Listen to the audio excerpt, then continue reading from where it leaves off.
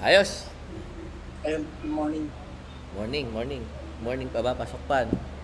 Pasok pa. Ayos. O sige. Ano ba ang agenda natin? Yung ano muna tayo siguro, data fusion. Paano ba i-navigate yun? Kasi, Rosa, kausap ko yung mga sales ng DCI. Nung binigay ko sa kanila yung brochure, sabi nila, gusto nilang ibenta yung data fusion. Gusto nila ng training. Ay, nawala si Ramel. Meron na bang mapapakita? Ha? Meron na tayong mapapakita. Meron na tayong mapapakita Meron, na buo na. Maganda na siya. Ayan, papakita ni Ramel. So yun, ang sinasabi ko lang, meron na tayong team ngayon na willing na na magtutok para sa data fusion natin. So, yun, ang kailangan lang matutunan natin Rosa mag-navigate. Ayan, i-demo ni Ramel. Kasi yan yung ano natin, yan yung iaano natin, ang tawag dito, tuturo dun sa magbebenta naman. Okay yon Rosa? sige. Sige, sige. Ayan, ito yung ginawa ni Ramel, oh. Sige, ikaw na mag-navigate, Ramel. Okay, boss. Ito na yung nasa Rosa, nasa RAM node. Okay. So, bali, ito yung niya, dashboard niya. Bali, currently yung database na, yung sinid ko is 2.4 million. Kasi medyo, mataas na yung utilization. So, hindi ko na kayang, yun pa lang yung capacity ng RAM node natin. Hindi siya pwedeng lagyan ng billions. Baka mag-hang. So, ito pa lang yung... So, bali, in terms of paano siya i-navigate, bali ito. Kunyari, create ka ng dashboard.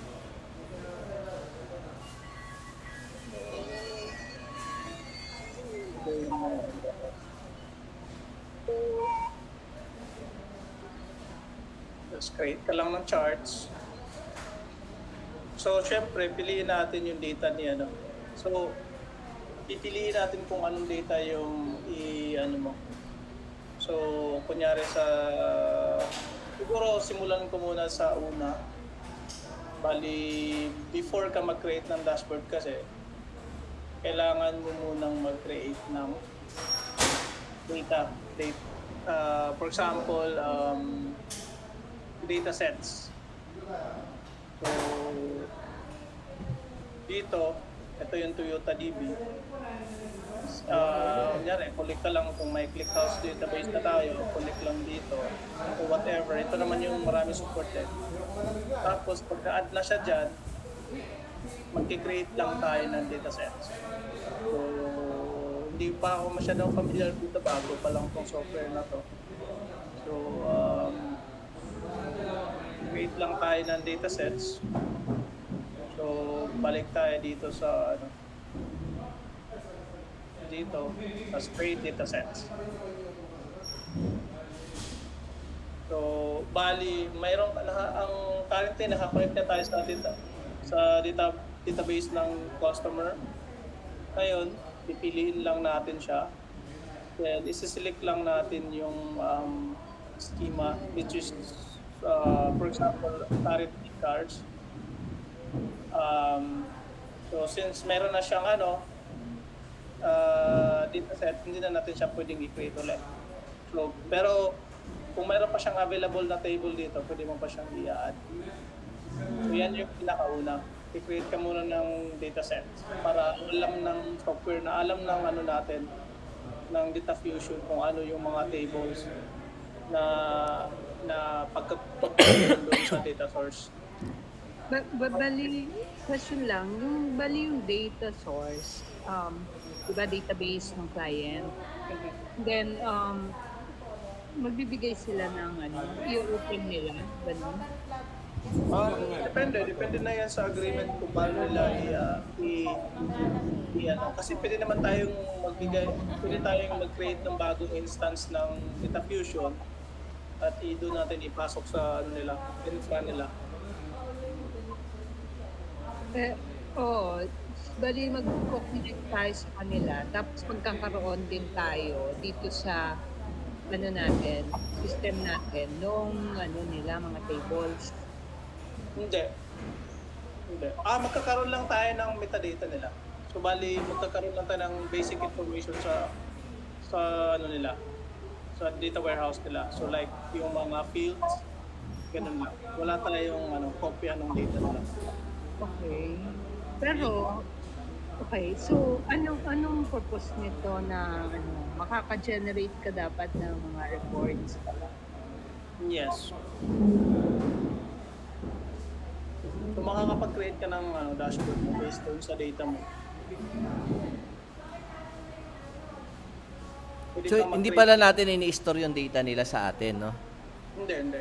Oo nga kala ko din ini-store. So, ang nangyayari lang, may API lang tayo o kaya ma-access sa database nila para ma-view natin yung mga database nila.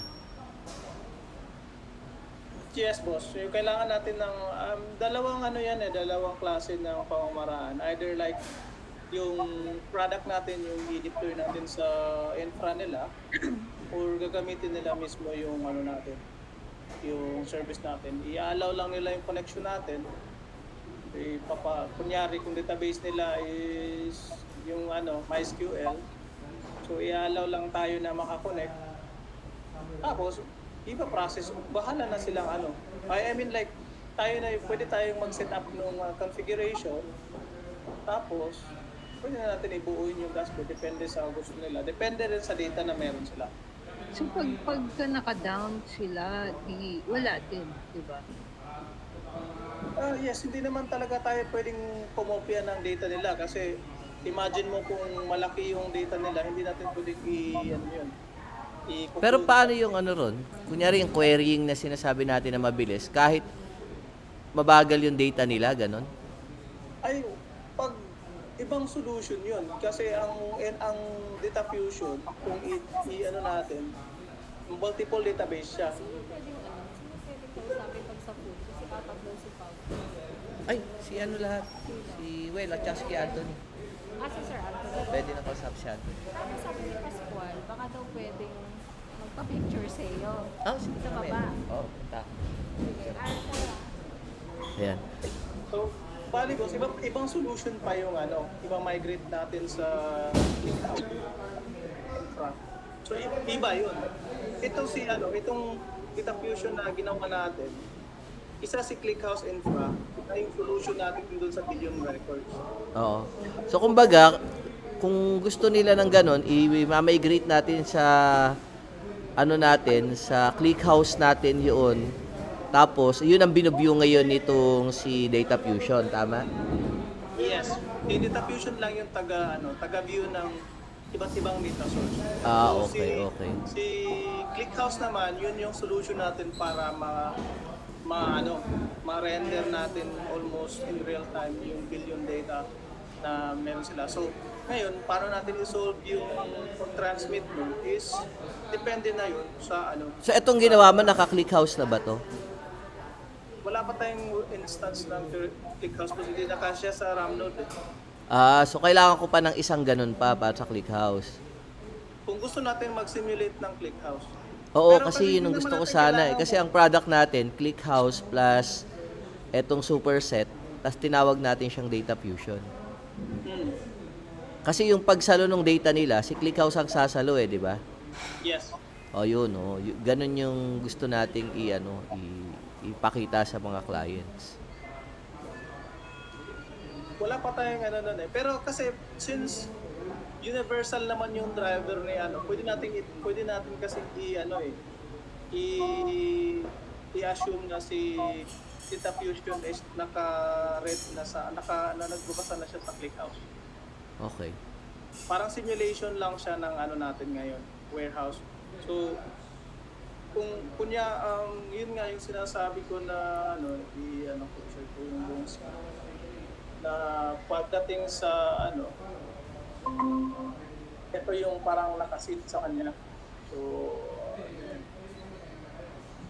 meron tayong parang isa pang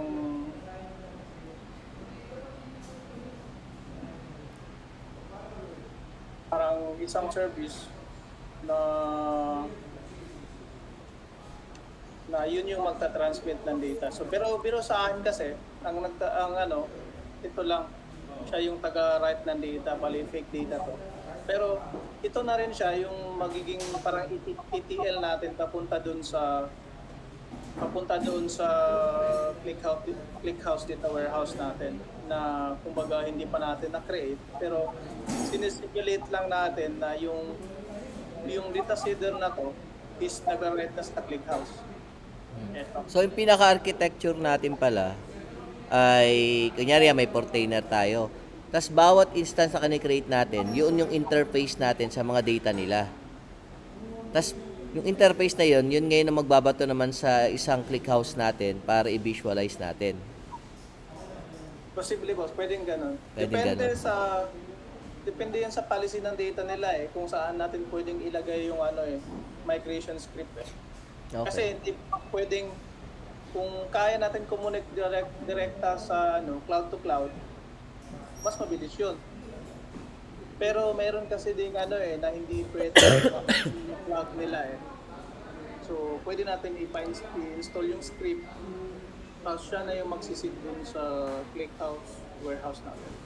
So, Sige. yun yung wala. Kasi hindi naman natin maano yun Kasi depende yun sa setup ng client Pero Gagawa ang kasi ako ng presentation.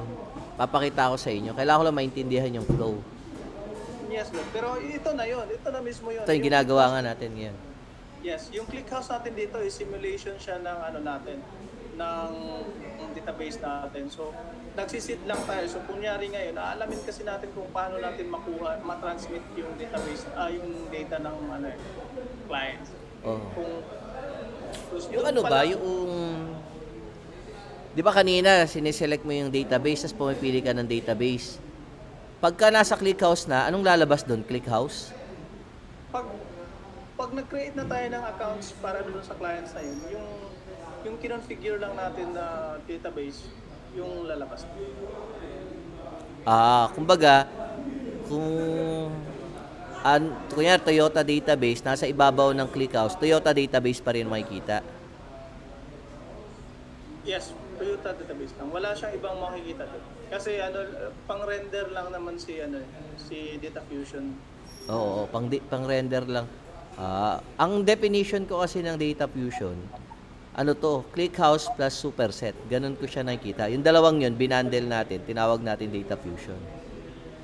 Yes, po, gano'n naman talaga, pero si Data Fusion kasi wala siyang capability na magkaroon ng endpoints na doon natin subali ang solution natin, gano'n pa rin, bundle pa rin, pero individual service siya pagdating sa clients. Kumbaga, sasabihin lang natin na kaming mag-handle ng database migration.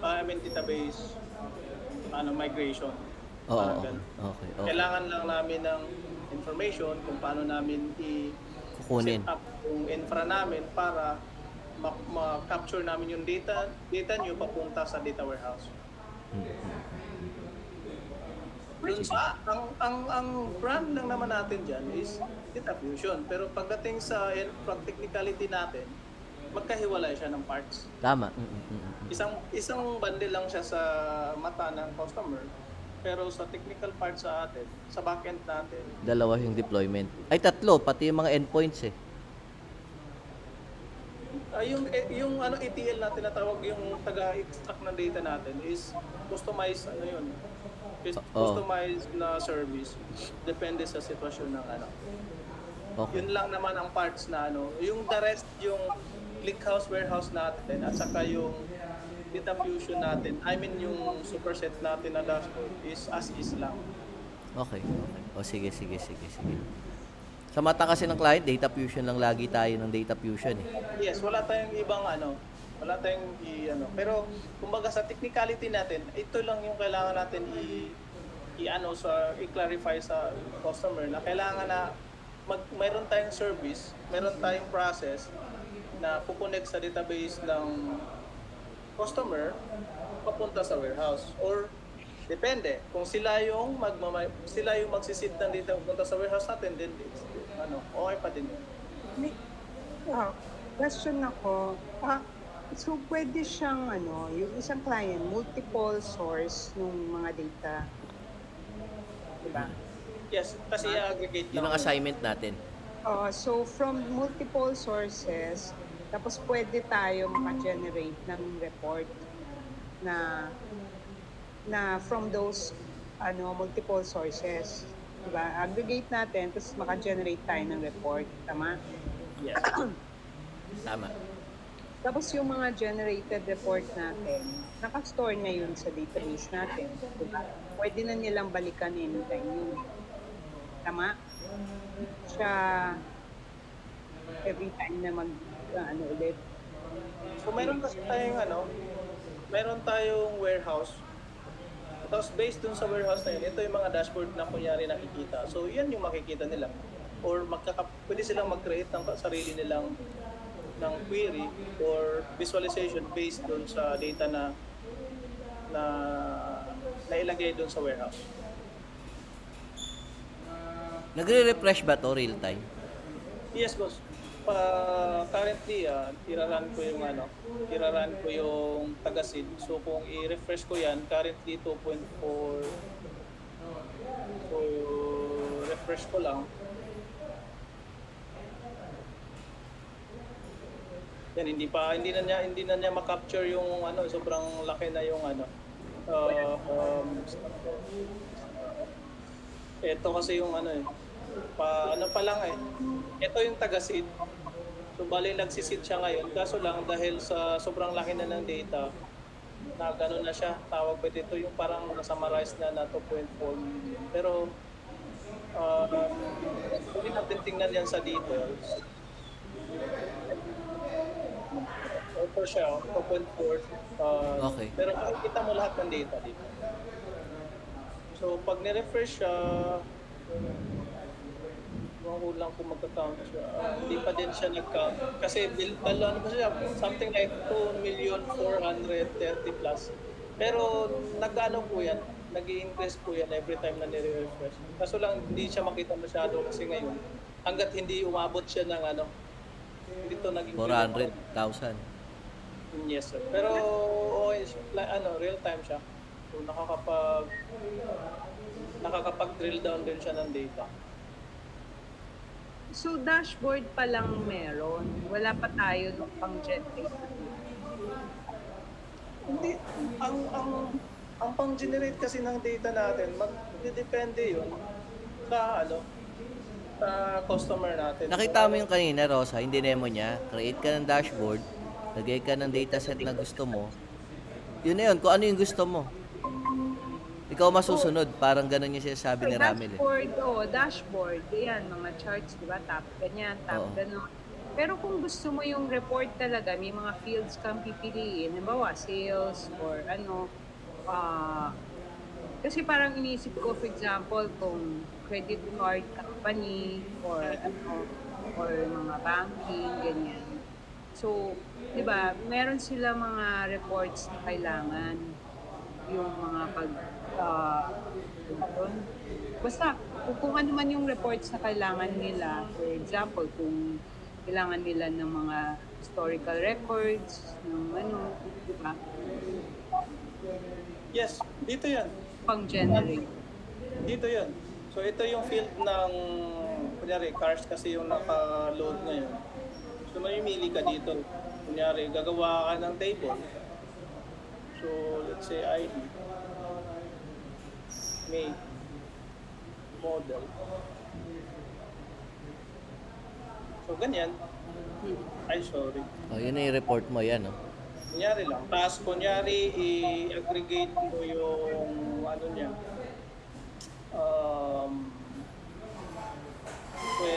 Pwede kasing depende sa gusto mo. Pasama mo yung bank. Kunyari, finance. So, depende talaga yan. Na-generate Na-generate na yung report na yan. nasa database na natin, di ba? Sinesave na natin.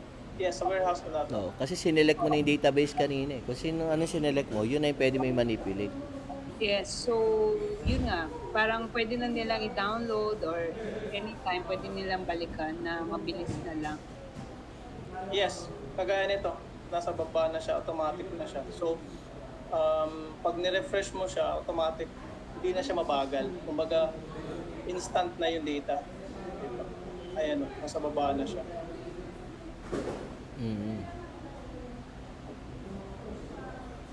Pero nandyan siya sa dashboard, hindi siya separate section ng mga reports. Kasi kung marami na yung reports na yan, Di mag-a-add ka lang or mag-create ka ng tab. Pwede ka kasing mag-create ng dashboard for, halimbawa, customers, sales, storage, facility, etc. So, unlimited naman yung dashboard, unlimited din yung tab. Pwede ka mag-create ng Yung kanina bang ginawa mo, pwede i-export yun? yes, download as image. Pwede siya. Ayun Yun pala. lang yung available. Sige nga, patingin na nun sa dulo. Sa baba. Ayan, export nga natin yan. Yun, may button.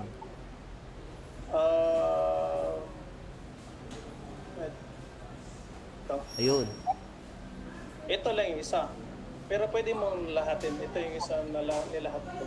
So ito yung isa lang. Or yung lahat is ito ata. Ayan. Ito yung Ay, wala akong nakikita, hindi gumagalaw. Sorry kasi naka-ano. so kung every month nagge-generate siya ng ganyan na report, paano yung papatong ng papatong? Hindi po yun ako. Ayun, nakita ko na. Ito yung isa yung table lang. Ay. Saan ba yung isa? Ito. Yan. Yan, okay. Yung Kala ko CSV. Hindi, image yung in-export niya eh. Pero ka mag-export pa rin na CSV. Ayun. Meron Kunyari siyang CSV CSV, ito. Excel, tsaka image eh. So medyo mabagal lang. Patayin ko muna tong signal. Pag CSV, ayun, medyo magbabagal siya kasi hindi siya aggregated eh. Parang replica siya ng table eh. So hindi Saan ano. yung tab? Saan yung sinasabi mo? Ano yun? Yung sinasabi mo pwede mag-create ng mga tab. Meron dito. Kung yung reports mo ay every month nag-generate ka ng mga ganyan na report, eh di dadami yan, di ba? So dapat meron kang parang pang filter. Ay, meron tong pang filter. Kunyari, ito yung sample lang tab. Ayan o. Yan yung tab. Tapos kung pang filter naman, pwede kang mag-create dito sa gilid. Or, kunyari, filter mo siya by by model. I-filter mo yung data by land cruiser. Tapos ngayon, syempre si data admin na yung mag-organize kung paano niya yung report na kunyari report for month of. Dali, ang punta yung bag ko. Tuloy mo lang. So, depende na yun sa depende na yun sa data admin kung anong report yung kailangan niya. Kasi pwede siyang mag-generate eh. Tapos pwede niyang i-email yung report din. Ayun nakikita ko dito, pwede niyang i-email. So, yun. Ayun umakyat na yung data. Kanina. 400, 2.46 million. So, in terms talaga kung halimbawa report, nasa query talaga yun. Nasa ano mo talaga yun. Kasi pwede mo siyang, kunyari ito, pwede mo tong i-query lang yung current month eh. Parang kunyari, i-query mo yung parang kasi siyang filter dito na na purchase date. So, pwede mo siyang lagyan ng time range. So, halimbawa, custom. So, pwede mong i-define dito, kunyari,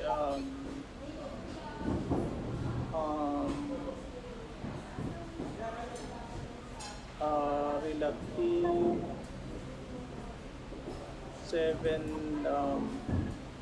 let's say 1 month. 1 month. Before. Ano ba to? Ito pala, last month. Ito na lang, pinaka-the best. So pag nag-update ka ng chart yan, kukunin lang yan yung purchase date last month. Yan o, nakita mo na nag-drill down yung... So, pwede mo Ganyan ko siya talagang gusto i-report ma-demo. mo. Ganda ng ganyan. Isi-set mo siya ng last month. Bawat data points mo, di ba yung sabihin mo lang, paano pag monthly yung report ko, edi i-set mo yung ano mo, yung filter mo ng ng kunyari, yun nga, time range. Tapos, last month. So, susunod na yan. Depende yan sa paano mo siya Kasi, usually yan si data admin yung kumbaga yung gumagawa ng report yan siya yung nakakaalam kung paano niya i-navigate yung data siya nakakaalam kung ano yung mga dates na kailangan niya so yun yung capture niya pero ito binibigay lang natin yung flexibility kung paano niya i-simplify yung pag-process ng reports instead of like gawa pa siya ng dito, pwede na niyang iyan to dito.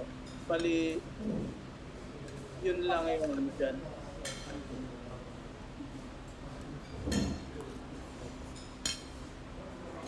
Ito, na siya, na-drill down siya. Pwede rin siya kasi dito din sa sa may gilid. May filter din dito Pwede siyang mag-add. So, kunyari, ang mo is time range. Tapos sa cars. Tapos,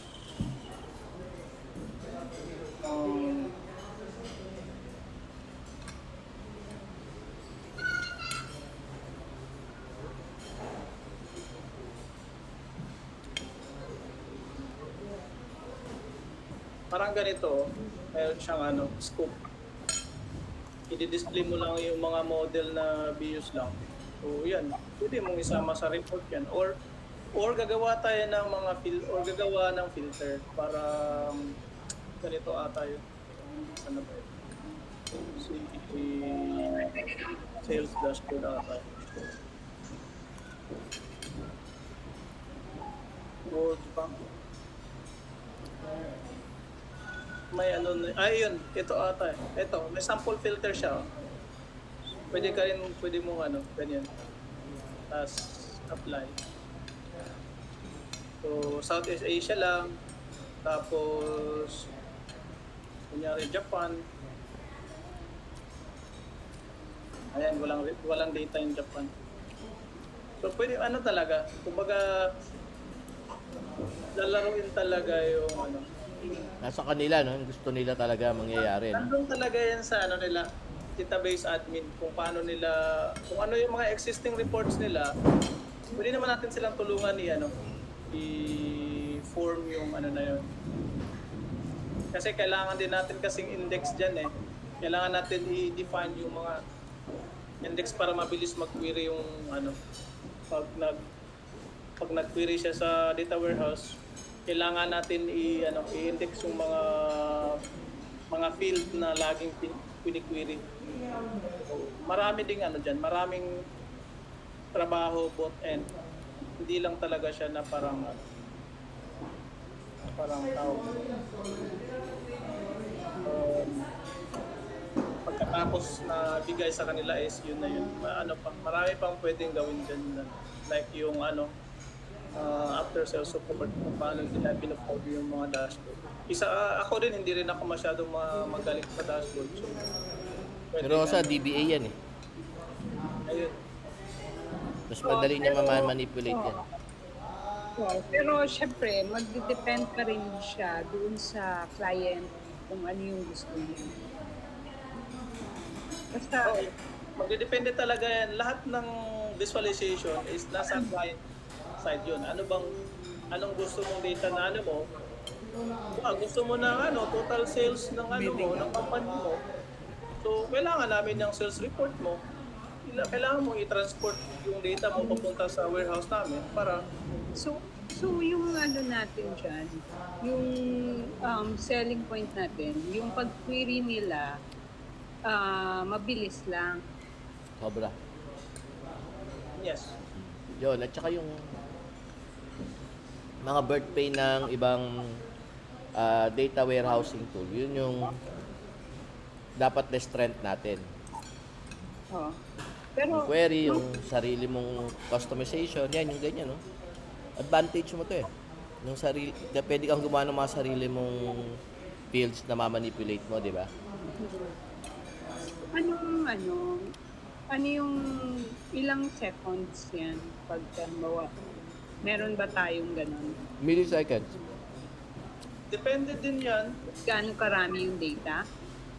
gaano karami yung data at paano natin na-store yung data kasi pwede kasing hindi naka-index kaya kahit million lang mabagal.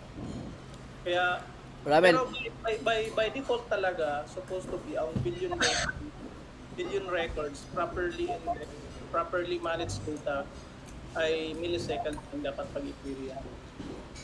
As in pag i-query mo siya, as in parang ganito din, hindi ganun kabagal, parang hindi ganun ka boring din.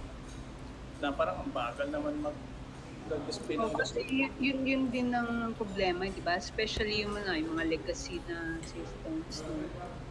So, wala naman tayo problema sa legacy system kasi hindi naman tayo directly connect sa warehouse nila, database nila. Ita-transmit natin yung aggregated data. So, kunyari, mayroon silang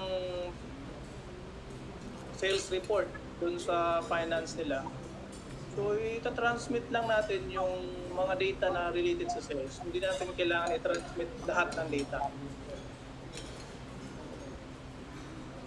Pero yung di ba yung kanina yung pinakita mo, yung mga database na drop down, kung yung MySQL, MS SQL, mga ganun.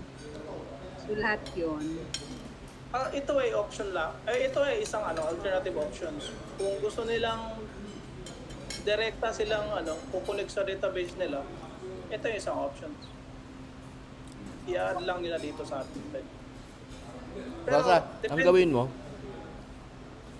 bibigyan ka namin ng access dyan, yung Toyota database, gawa ka ng sarili mong dashboard, kumonek ka ron, tapos laruin mo yung mga data.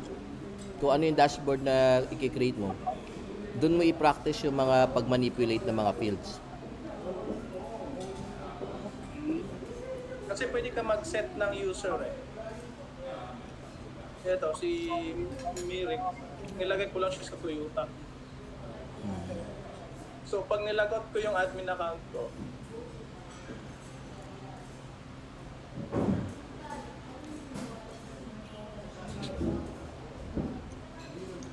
kung makikita lang dito, Toyota lang. Ayan, ganyan.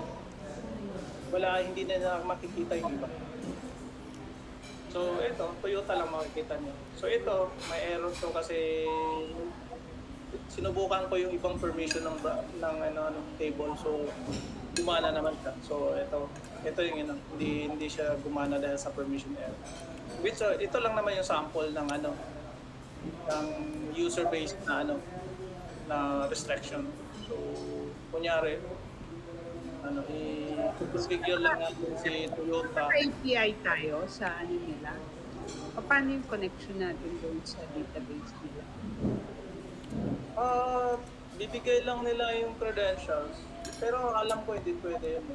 Hindi malabong mangyari yun na pagbibigay sila ng credentials. Pero pwede naman natin i-open yung sila mag-set ng credentials dito sa database connections. Kasi pwede natin i-allow si kunyari si user na makakapag-set ng database. Kaya tayo service. Alam ko may ganong database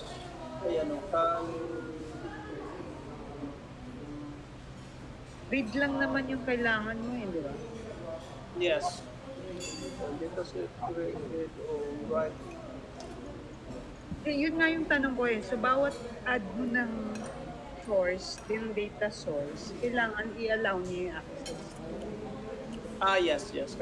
Ganun talaga. Kasi kailangan fine control yung data eh. Otherwise, pwede siyang mag-leak. Pero kasi hindi, ang pinaka-the best talaga dyan is So, sa part ni client, may kailangan pang gawin yung tech nila. Ganun.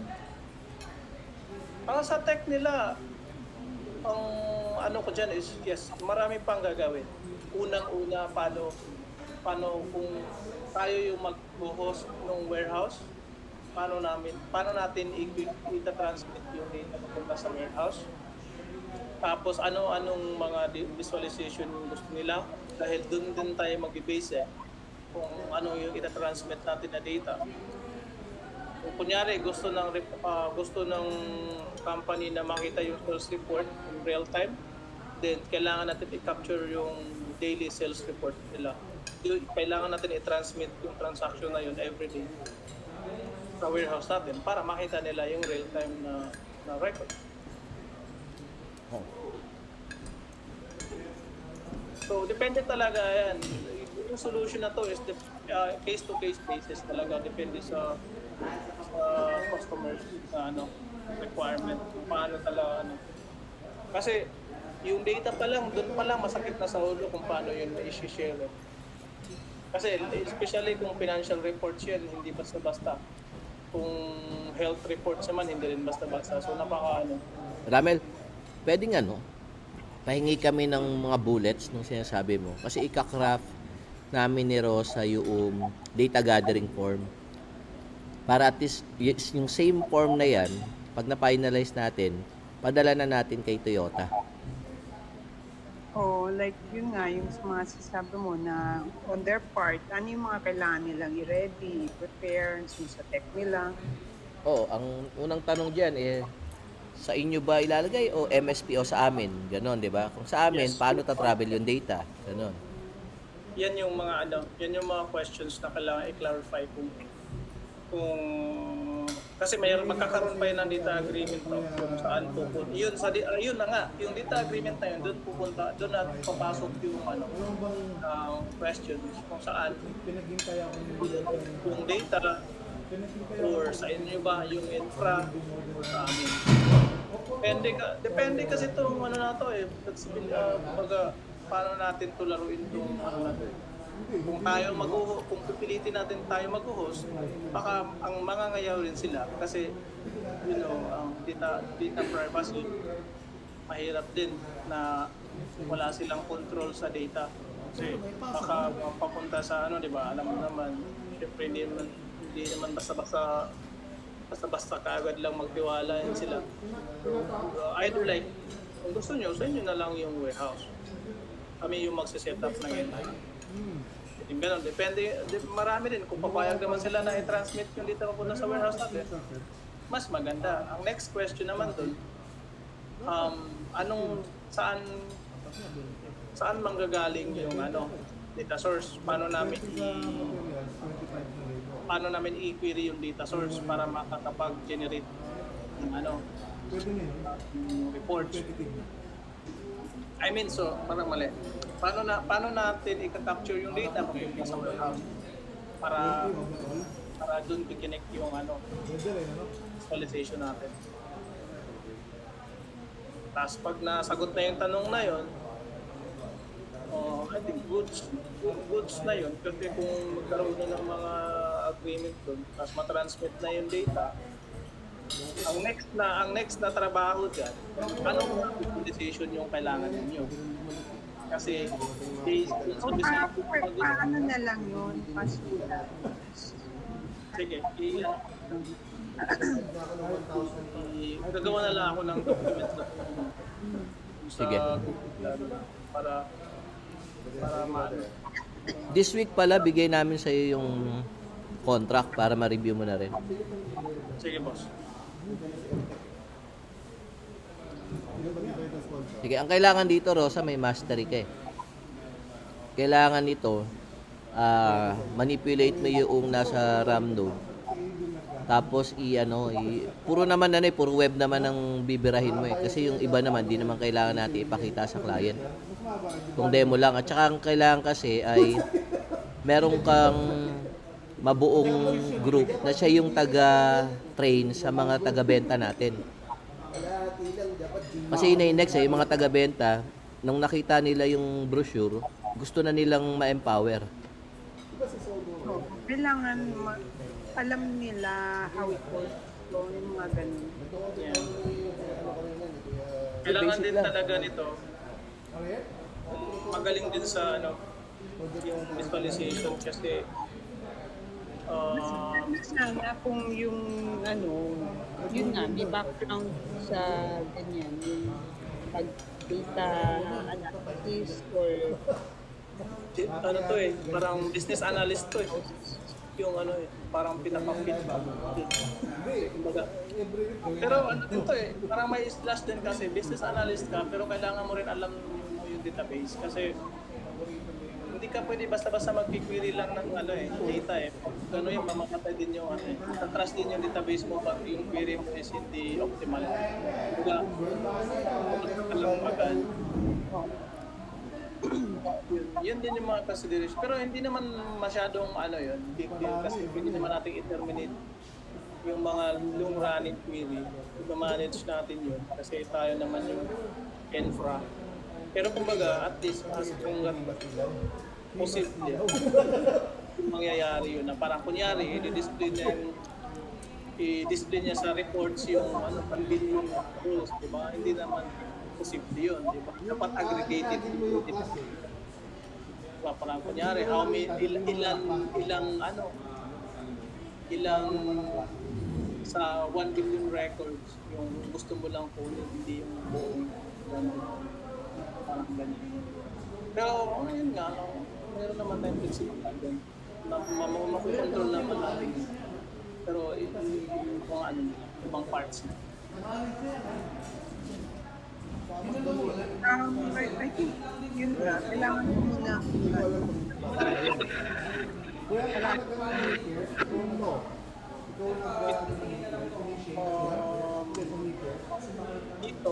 ito pa lang yung naka-index sa sa fake din naman natin. Salo na lang natin yung kuya. Kung saan pwede natin ilagay. Naka-index lang. So, yung mga make, yung mga year model, mga brand. Yung branch is yung mga kung saan nabili yung sasakit. Kasi, saka financer, yan.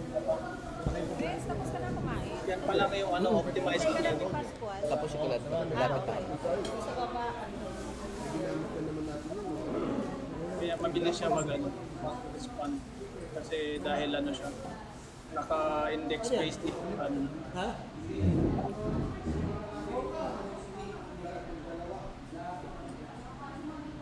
Ayos. Yep. Pero matutulungan ko naman pagdating sa ganito. Ngayon hindi pa ako pwedeng kasi under contract pa kasi ako pa nag-iingat lang din ako.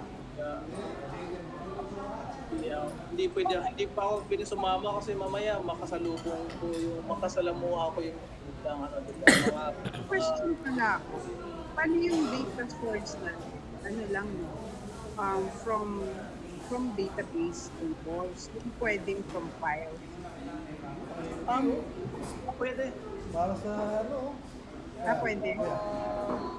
Check. Akin yan. Ayan, Kuya, nandito na yung mga lays. Mamili ka na. dito yan thank you. sa meron dito data sets. Teka, saan na ba yung banda? Hindi ko pa masyadong kabisado to Yung sa source, no? Ito, data sets. Itong data sets na to, pwede kang mag-add ng dito, ng File upload. file upload. Teka, dito ayun, upload to ayan, upload CSV. Ito. Yan.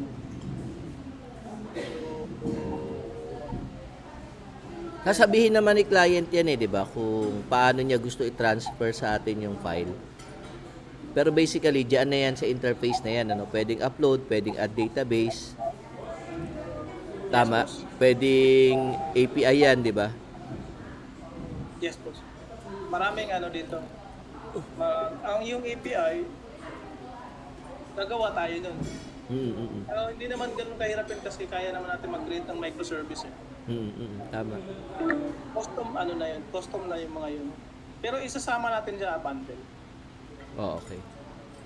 Kasama siya sa bundle ng product natin. Pero syempre, hindi natin sasabihin na parang ano, nagawa lang, meron lang tayong na process na automatic. Oh, kumbaga, pili lang sila, di ba? O, expose lang natin yung API, transmit nyo lang yung gusto nyo dyan, pwede rin ganun. Okay. Tapos tayo naman, yung transmit nila na dito, isi-save lang din dun sa warehouse natin. Okay. Marami tayong kung in terms of flexibility naman, ibigay natin yung gusto nila kung sakali man. Sige. Ano, Rosa, kaya mo yung aralin this week? De-demo tayo this week kay Toyota. Sige, i-check ko muna siya. Tapos pag may pag may questions ako, i-post ko na lang. Sige. Ito kasi bagay sa'yo itong product na to. Tapos puro ganyan lang gagawin natin. Mas madali. Bigay na lang muna yung yung Access. oo, para Sige. maaral. Ayan, pinadala na sa'yo ni Ramil. May user credential pa to. Oh, yan. Hindi, ganyan lang. Laruan lang naman pa siya. Kaya pinadala niya doon sa Facebook natin. I-explore mo lang. Mas mag-ingat ka lang sa filter mo kasi kung ibigay yung RAM node natin, ayaw niya ng mataas na utilization. Oo. For the sake of demo lang naman, Rosa. Nag-crash. Pero masyado na kasing malaki yung database natin record nasa 2.4 million. So medyo Pero pinakita lang natin yung flexibility niya na kaya niya talagang mag-handle ng kumbaga infinite data talaga. Ayos. Sige. Okay, sige. Aralin ko muna siya. Sige. Yung sa hindi na muna natin i-discuss yung yung sa healthcare. Yung saan? Ang sa action care. Ah, yan, oh. Pwedeng kayo na lang. Pero tingin ko pag nalipat na lang yung document doon mo na i-drop mo na lahat doon ng Ay, nilagay ko na siya doon. Na mo ba? Na-access mo, di ba? Doon sa yung shinare ko yung folder doon sa yung technical projects. Walang laman. Ha? Naka-upload na. Hindi mo na-upload. I-share mo na lang yung mismong link i-share mo na lang mismo yung file. Nasa loob ng action care. Action care lang yung nakita kong directory. Oo nga, i-click mo yung loob ng action care, nandun siya. Technical projects yung folder, di ba?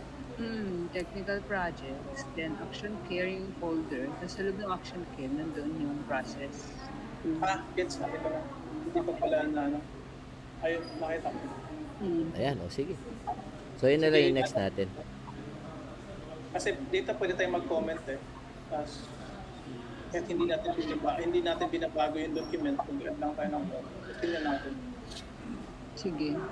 I mean, pa lang naman yan initial, parang marami pang kulang din dyan